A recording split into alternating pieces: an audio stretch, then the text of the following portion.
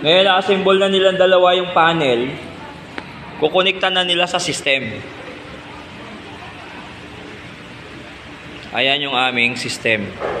Ayan, babae yan ah.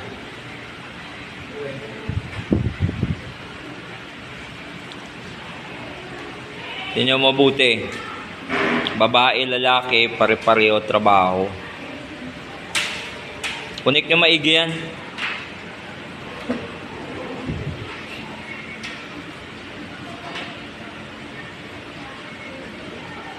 Pakita nyo sa akin paano yung connect ha.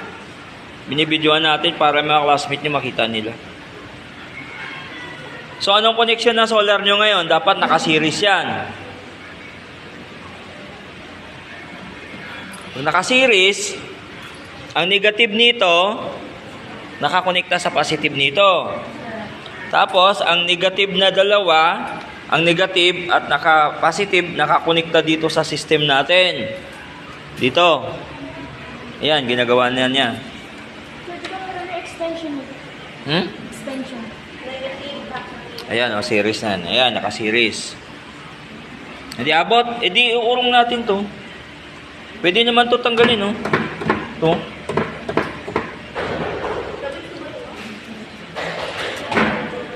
Urong mo lang doon. Pati nga anak. Yan ang series connection. So, bale, ang dalawa, ito, doon sa dulo. Yan. Itong isa, dito naman. So, yan. Bakit siya naging series? Ito yon. Yan.